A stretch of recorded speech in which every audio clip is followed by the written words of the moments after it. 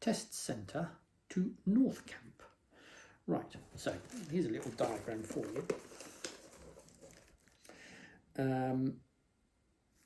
You've basically got, for all of this, it's not, I mean, it helps, all right? It's not compulsory, but it really helps if you know that the A325 runs through the middle of Queen's Roundabout and heads between Farnborough and Aldershot, all right? And ahead towards North Camp is the A3011.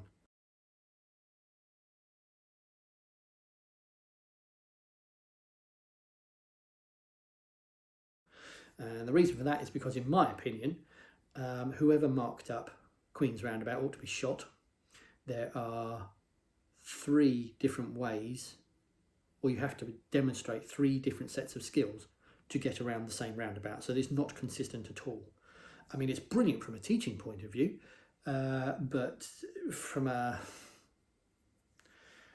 consistency point of view, it's rubbish. Right. Anyway. Here we go. So we've been to the test centre. We're coming back and simply we're just going ahead to the roundabout. So we're just coming up here in the left-hand lane. At the traffic lights, notice that we're going into a 30. Remember, you've got 2 30 signs here. Remember that the roundabout is a 30 zone. Okay, loads of people fail their driving test for accelerating too early. Not quite applicable in this instance, but we'll see when we're heading towards Aldershot that people have loads of trouble with this. Right, now we go out through the hatched area. Remember, you're not allowed to enter a yellow box junction unless your exit is clear. Right? And then we come across to this section here. This one. Right, now, you'll see on the floor that we've got hatched area. Okay, now this is actually for traffic coming from here, coming round, all right? So it enables them to come out from the side road into that bit there. But because we've got this hatched area on the floor, just drive through it. It's got a broken white line around the outside of it. Remember, part of driving and doing roundabouts is deliberate blocking manoeuvres. We either want to leave room for a car if there could be a car there, or we want to deliberately take the shortest possible route to make it very difficult for other people to get into the lane that we want. All right, so we want to deliberately block them. Now, this hatched area here has got a broken white line around the outside of it, and therefore we are allowed through it if it's necessary and safe to do so. Well, I think it's necessary and safe to do so, so therefore I jump through it. You will often see a lot of learners go in the middle and then lane change, but the problem with that is that they've opened up a hole on the left-hand side. So they take the middle lane, so they look like they're going wherever they're going. So the car behind them then takes up the left-hand lane, and then the middle car wants to come across into the left-hand lane. Well, they've just invited a car up on their inside. So don't invite a car up on your inside. Just go through the hatched area. Shortest possible route makes it really difficult for the car behind to populate that lane. Now you can actually see on these numbers here, we've got, if you knew the A3011 went ahead, you could see the A3011 is in both lanes, so you could take the left or middle lane in this particular instance. However, quick way of working it out, bit of logic for you, all right? The left-hand lane, the arrow that points to the left must go to exit number 1.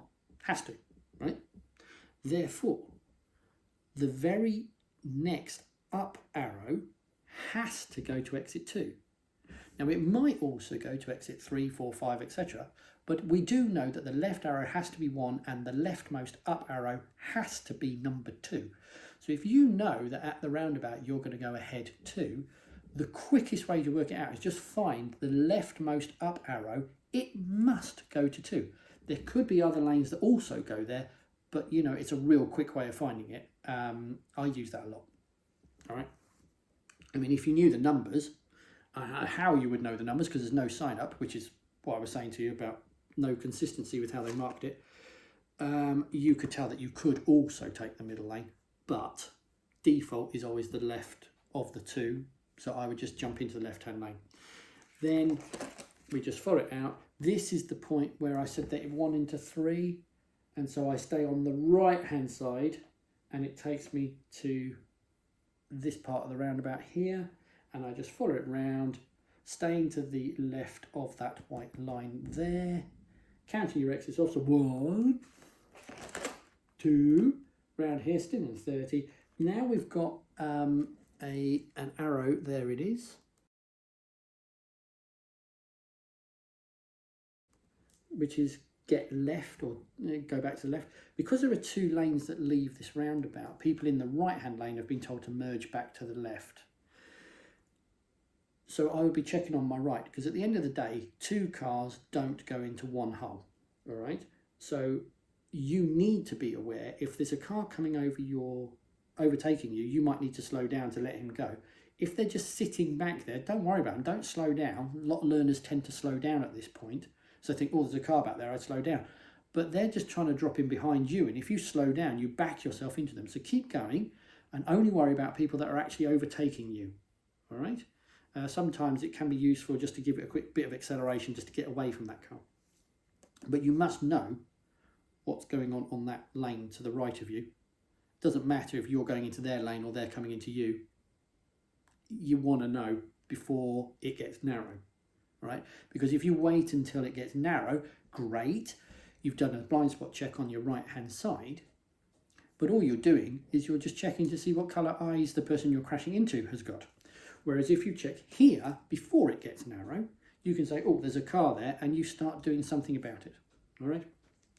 And then you just drive off. Easy. Right.